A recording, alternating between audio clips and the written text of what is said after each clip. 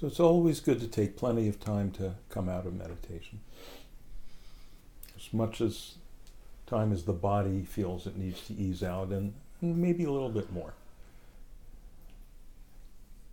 We're often coming from a place that's physiologically, psychophysiologically deeper, more deeply settled than we may realize. And so we don't want to come out too suddenly. We don't want to shock the body. It's like a diver coming up from the depths of the water.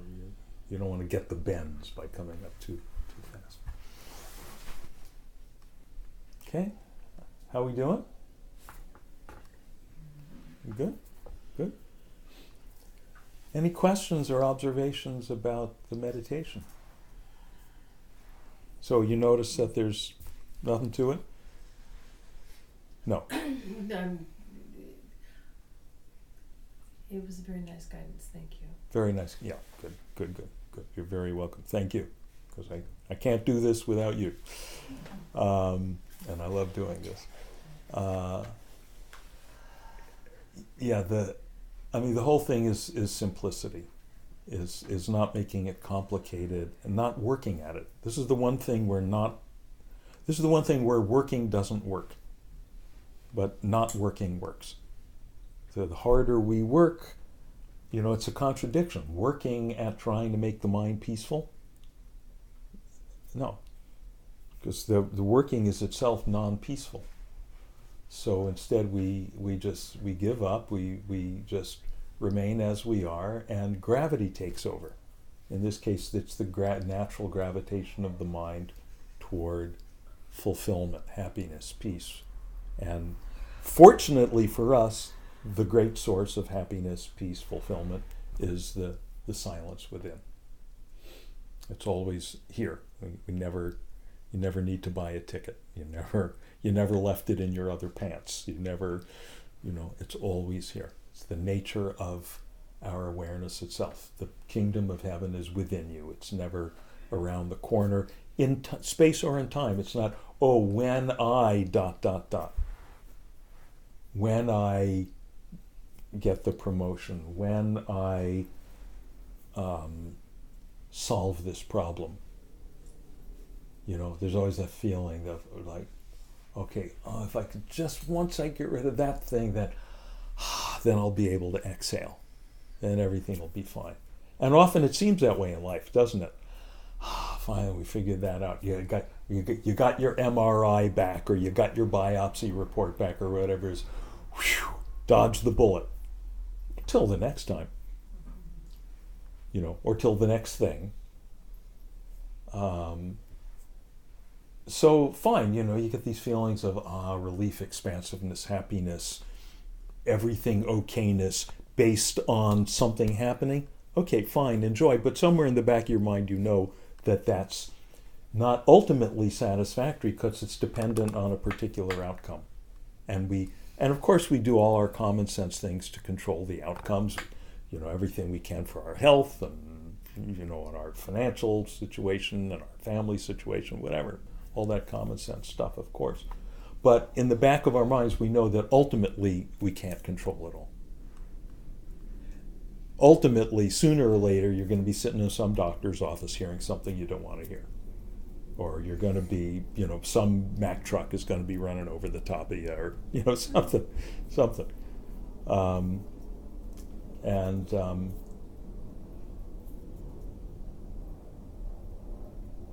And meanwhile, all kinds of fun, good, happy stuff is going on as well. But the reason that we're here, sitting in this room, or you're watching this on YouTube, is that something inside you says, now there's this deeper happiness, this deeper okayness that's not dependent on all the comings and goings, the ups and downs, the ultimately uncontrollable circumstances. And surprise, it's always right here. And that's really what we find out in this meditation. It's always right here. It's always right here. This very awareness. The very awareness within which we're asking the question, where is it?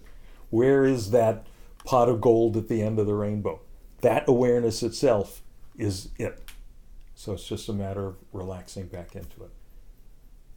And it all gets clearer and clearer just through practice. It's just all sitting down, ideally every day, 15, 20 minutes, something like that.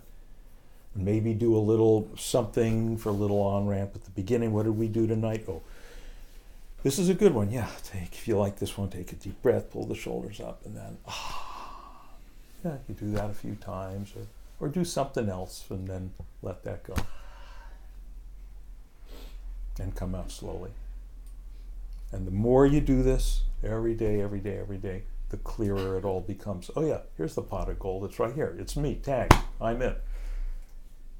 And more that becomes clear every time you close your eyes. And then more and more it becomes clear when you don't have to close your eyes as you're going through the other 23 and a half hours of the day.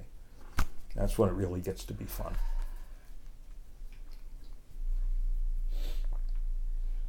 So, any questions, observations about anything?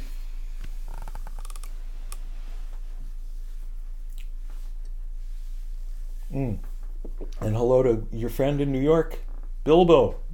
Hey.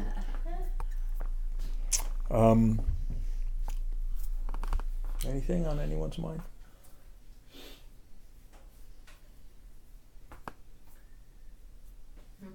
Okay, good.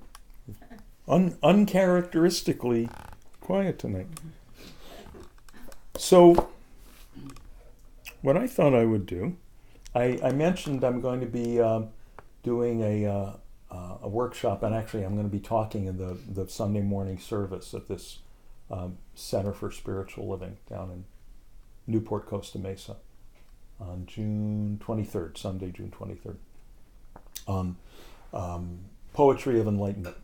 So I thought I'd maybe read something that I might read that Sunday. I don't know what I'm going to read here. Oh, so I've been, I sometimes moonlight narrating audiobooks. You didn't know that? Well, I do. Sometimes I moonlight narrate. Actually, if you go to audible.com and just type my name into the search box, you'll see there's about 24 books there that I've narrated, my own and other people's. And what I love doing is reading poetry. And I did this as a literature teacher for years and years. And I've done I did one book of the poetry of KABIR. Yes. Yeah. I was just thinking about that. Yeah. Robert Bly. Well, he did one translation. There's a few translations. I forget whose translation this was, if it was his or someone else's. But yeah, KABIR. A lot of people know about Rumi, who's fantastic, but KABIR also, he's one great Sufi mystical poet. So it's just total enlightenment poetry. So I did a book of KABIR's poems and another book by another Sufi mystic. That's actually more of a story called the Conference of the Birds, or the Parliament of the Birds. It's a whole kind of spiritual allegory. The birds are trying to find the king of the birds. And of course, it's all about the search for God, the search for enlightenment. So I'm in the middle of a project. I just recently got this gig doing the first two collections of poetry by Gregory Corso. He's great. Okay, you know about Corso. So Corso was the youngest of the beat poets. A lot of people know about... He's still alive, I believe. No, he's not. Oh, he isn't? No, he's not. A lot of people know about Allen Ginsberg and, of course, Jack Kerouac, Lawrence Ferlinghetti. Ferlinghetti's still alive. He's like 100 years old. Corso was the youngest. He was a street punk from New York, raised by a teenage single Italian immigrant mom. He was just like a street punk, stealing stuff on the streets, wound up locked up in Dannemora by the time he was 18. While he was there, the other prisoners gave him books, and he discovered poetry. He became a poet. And then later, after he got out, he met Ginsberg and Kerouac and the rest. And in any case, so I got the gig. I'm reading his first two books of poetry, which are called Gasoline and The Vestal Lady on Brattle. So I already finished the first one of them, Gasoline, and I'm in the middle right now doing the second one. So the other day, I'm with my friend Adam, and we're having breakfast over here in Venice at the firehouse. You know the firehouse? Sitting out in the courtyard there, having my huevos rancheros. And in walks and sits down next to us at the next table Patti Smith. Oh my God. And Lenny Kaye. Okay, Lenny Kaye is Patty's longtime guitar player, collaborator. Whenever you see pictures of her up on the bandstand, the guy next to her playing the guitar is Lenny Kaye. So Patti Smith, the great punk icon, the great who won the National Book Award a couple of years ago for writing her book Just Kids, her memoir. Right. Yeah, I haven't read. Yafa read it, and a memoir about her time coming out of New Jersey and her time with Robert Mapplethorpe, the great photographer, who did the classic photo of her on the cover of Horses, right? So there's Patti, who is in her 70s and still, I've seen her sing recently. She's incredible. She plants herself in front of that mic and belts it out. And the spirit in her, the voice in her, is unbelievable. So there's Patti and Lenny at the next table, but so I'm being cool. I'm not gonna. I'm being cool. This is L.A. We're cool. We know how to be cool. I'm not bothering her. But she's trying to figure out like something about her order, and she's looking over at what I'm eating. So I tell her, "Yeah, you want the huevos rancheros," and we wind up having a little bit of conversation. And then they're getting ready to leave, and I knew that she was close with the Beat Poets. She was very close with Allen Ginsberg. I knew she was close with Ginsberg. I didn't know about the others, so I said, oh, also, I told her, I ran into her once before, 10 years ago. Yafa and I were at La Coupole in Paris, and she was there a few tables away. And so I told her that, and she said, well, we only go to the best places. And So I said, can I ask you this? I said, and I wasn't going to say it, but I noticed that she and Lenny were wearing windbreakers that said, they were like tour windbreakers, Patti Smith Horses Tour. So I said, okay, you're not being incognito. So I said, can I ask you something? I said, I know you knew some of the Beat Poets. Did you know Gregory Corso? She said, oh yeah, I knew him well. And so I told her I'm in the middle of narrating these two books of his. And she said, well, read with energy. He did. So I said, okay. So it was fun.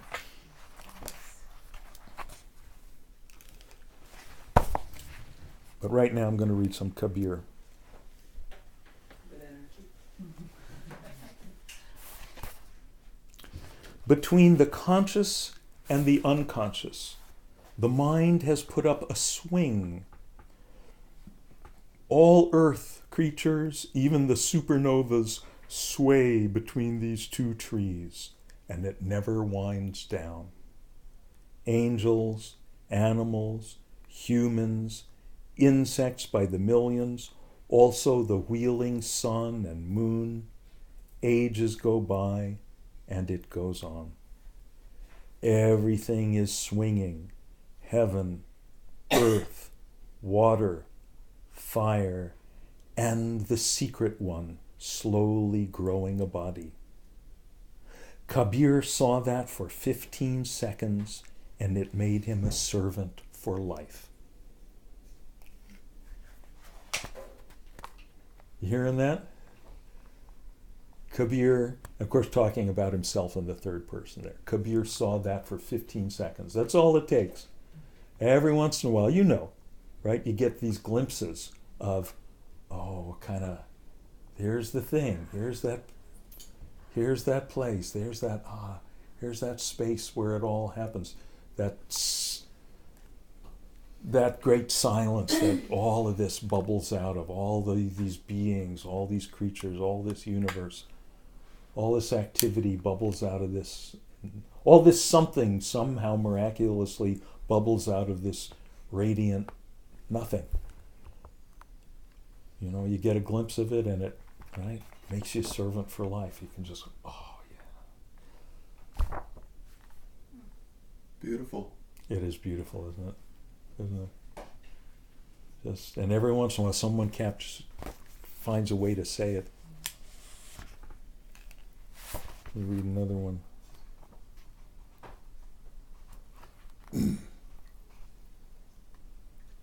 Are you looking for me? And here I think he's speaking in the persona of the silence, the boundless, the sky-like beingness, God, if you like the word God. Right? So here, this is like the silence speaking, the God speaking. Are you looking for me? I'm in the next seat. My shoulder is against yours. You will not find me in stupas. You know, stupas are in India and Tibet. They're these kind of enlightenment monuments. They're like these, often in the form of like a mound or something. And when you and it's like, okay, this is like a focal point for the sacredness. And whenever you come to a stupa, you circumambulate it and chanting mantras, and it's all great and beautiful. And as Kabir is pointing out here, also completely irrelevant. You will not find me in stupas, nor in Indian shrine rooms, nor in synagogues, nor in cathedrals, not in masses, nor kirtans, not in legs winding around your own neck. You know, a lot of people down here in yoga studios working hard on developing that. Nor in eating nothing but vegetables. When you really look for me, you will see me instantly. You will find me in the tiniest house of time. Kabir says, student, tell me, what is God? He is the breath inside the breath.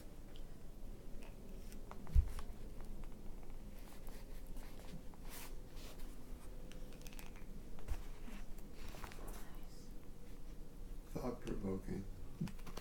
Yeah, or on a good day, thought stopping. Yes. Thought stopping. Let me do one more Kabir.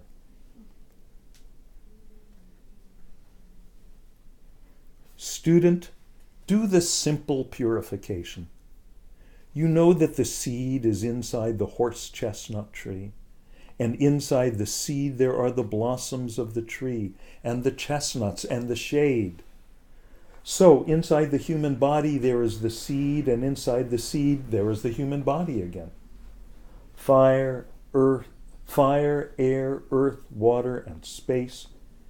If you don't want the secret one, you can't have these either. Thinkers, listen, tell me what you know of that is not inside the soul. Take a pitcher full of water and set it down on the water. Now it has water inside and water outside. We mustn't give it a name, lest silly people start talking again about the body and the soul. If you want the truth, I'll tell you the truth. Listen to the secret sound, the real sound which is inside you. The one no one talks of speaks the secret sound to himself, and he is the one who has made it all. By the way, the book I'm reading from, if you want one anthology of cool sacred poetry like that, this is the best one I've been able to find. It's called The Enlightened Heart, edited by Stephen Mitchell, the great Stephen Mitchell. And for years, you know, when I used to teach school back in New Jersey, I taught this course called Literature of Enlightenment. And we did a lot of our lab work was meditation, and we read all kinds of good stuff. We read Kerouac and Salinger and haiku and the Gospel of Thomas, the Plato Symposium, all this cool stuff. And I always use this for the poetry part. When was it written? When was this anthology put together? No, when did the author write it? KABIR. Well, I've just now been reading you from Kabir, but there's dozens of different poets in here from different ages and different cultures. What you read as Kabir? So that was all Kabir. So Kabir's dates are 1440 to 1518. And he was writing in what country? He was in He's an Arab. Was he in India? Persia? Maybe Turkey. Maybe Turkey. I can't hear you. Turkey. Turkey? Oh, I don't know. Kabir? Oh, Kabir well, no. is in Arabic the great. Yeah. Well, The actually, Ottoman Empire. um, In there. okay, wait. We've got Maybe it's like little this. biographical notes in the back here. Hang on.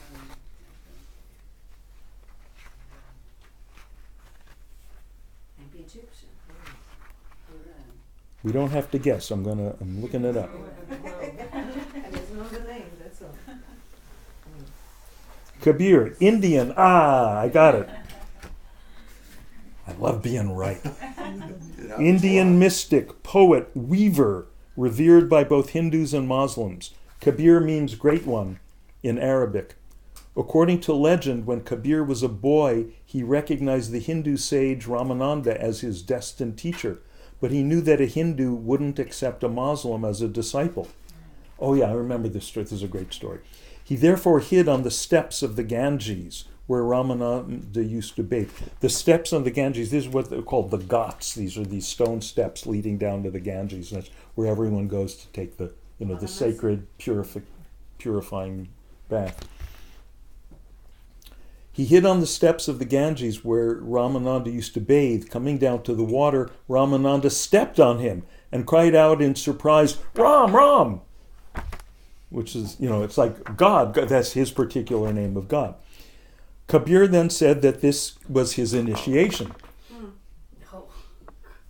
Touched by his sincerity, Ramananda accepted him as a disciple. So, right? Okay, you gave me my mantra. You gave me a name of God. Now I'm your disciple, like it or not. Isn't that a great story? That's the way you do it, by the way. That's the way. If it's like anything else. You got to go for it. Kabir spent most of his life in a tiny shop in one of the twisting alleyways of Benares. I've been in those twisting alleyways too. They're still there. He was illiterate. His poems were passed on orally for generations and are still sung by the common people all over India. In fact, I've read that as he would just be working there at the loom as a weaver, and as he was working, these songs would come out of him, and other people would write them down.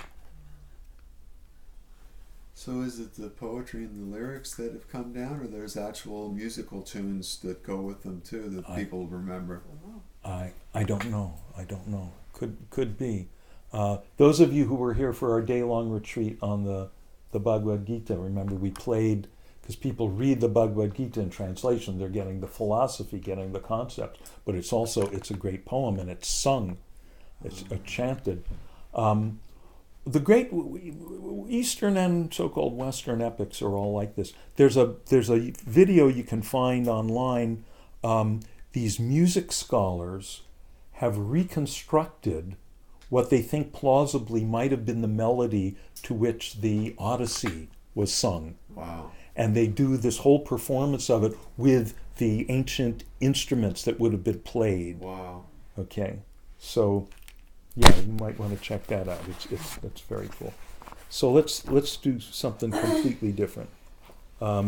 Here's one little gem from Dante. So now we go to medieval Italy. So you're probably familiar with Dante's Divine Comedy. That word comedy throws people. It's not comedy like ha ha funny. It's comedy in the classic sense that it has a happy ending. In this case, the happy ending is heaven, right? So it's Dante getting his guided tour first through hell, purgatory, and heaven, right? Inferno, purgatorio, paradiso. Most people are familiar with all the inner circles of hell, and each one things get more and more horrible, and he gets this incredible guided tour.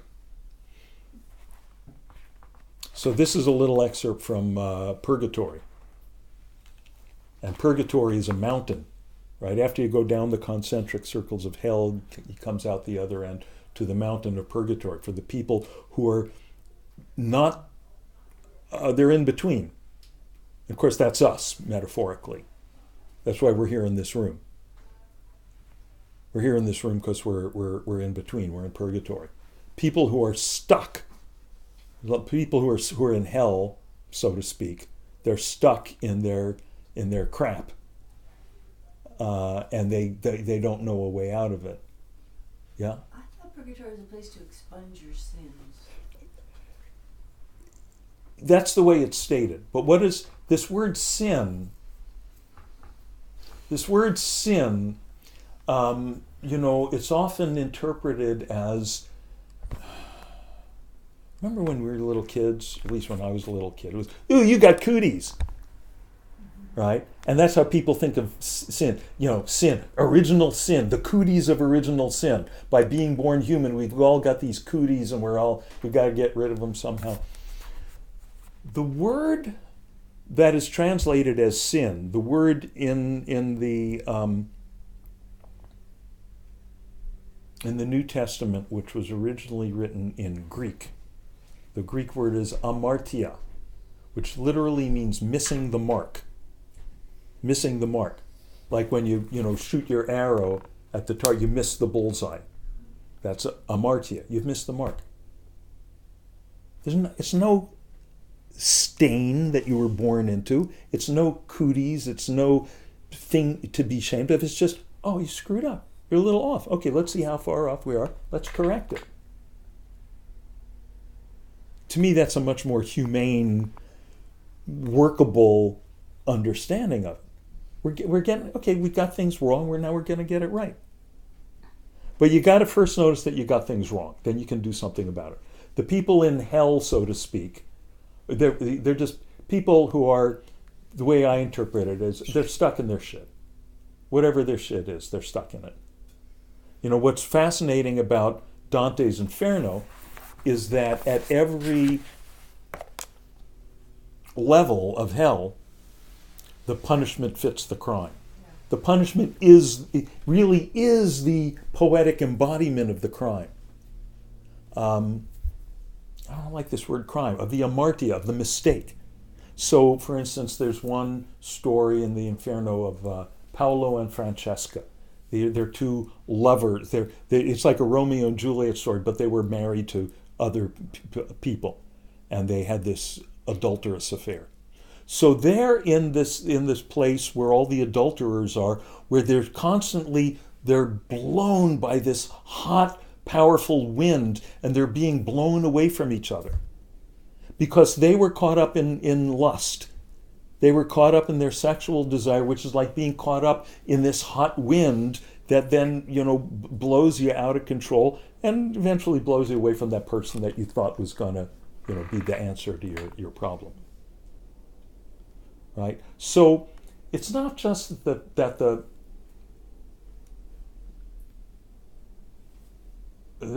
punishment fits the crime. It is the crime.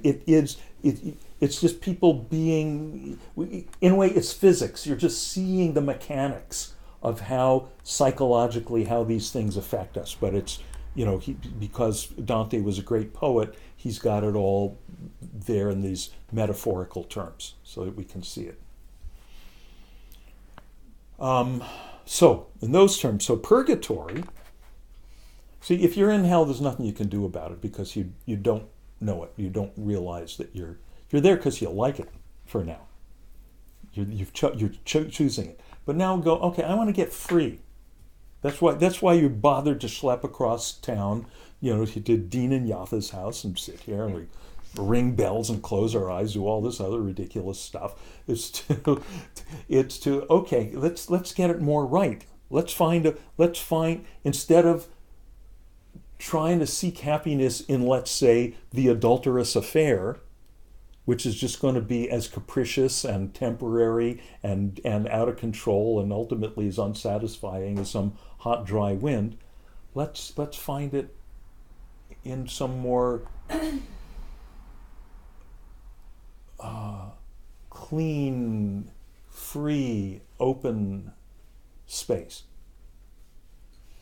So free, untrammeled by, not dependent on, again, the thing, there's one place in hell where the gluttons are, and they're up to their necks in shit or something horrible like that, right?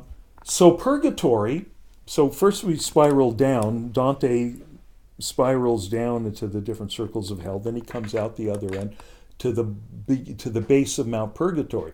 And Mount Purgatory, you circumambulate, you go round and round, and you get higher and higher.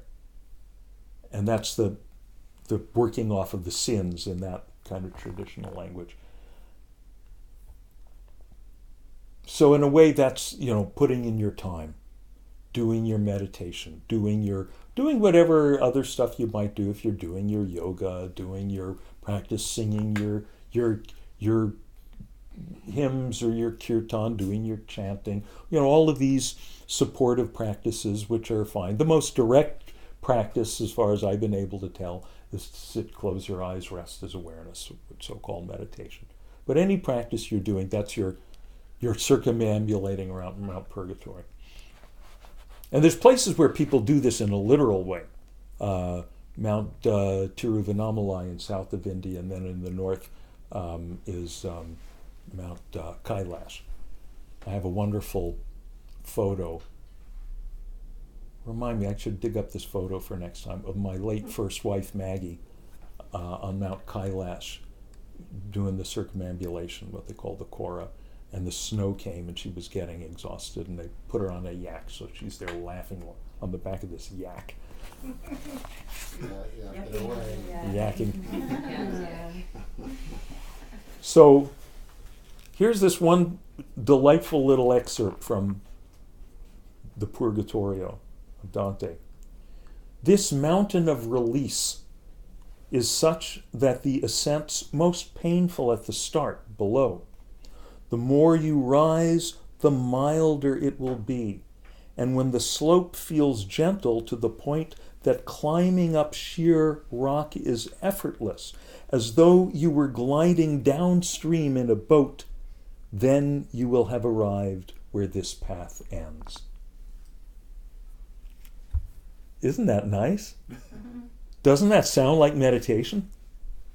Doesn't that sound like meditation? But and for most people, meditation starts with, it's an effort, or grinding, or you're trying. Whatever functionality I have here is to just help you shorten that part at the bottom of the mountain, where you're working at it. And see, let's get quickly to the part where we're just... You're the funicular. Yes, take the funicular. Right, the shortcut.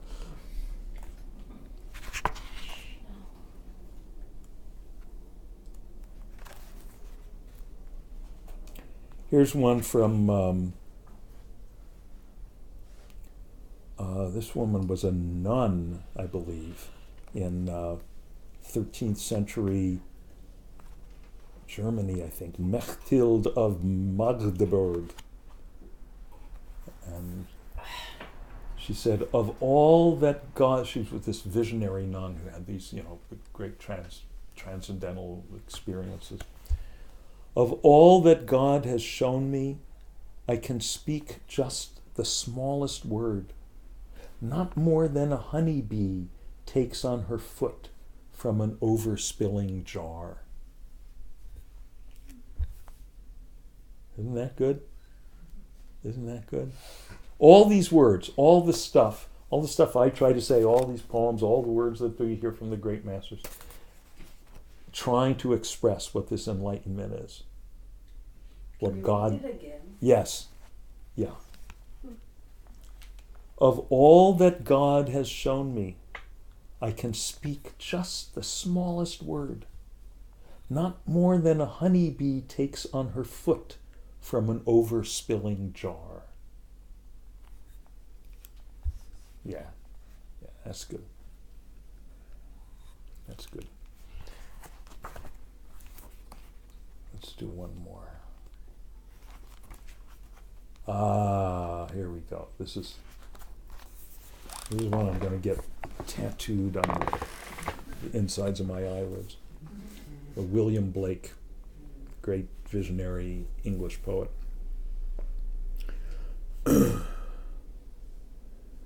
This right here is the whole story, the whole Enlightenment story. It's in the 4 lines here. He who I don't need the book for this one. I've got it. He who binds to himself a joy does the winged life destroy. But he who kisses the joy as it flies lives in eternity's sunrise. Okay? So you get the image of it? It's like like some kind of winged joy is like some kind of winged being. It's deliberately left vague. At the beginning it seems like it's some kind of butterfly or angel or something. He who binds to himself a joy. That's what we're usually trying to do all the time. Oh, here's this joyous, here's this wonderful sunset. I gotta take a picture of it with my iPhone.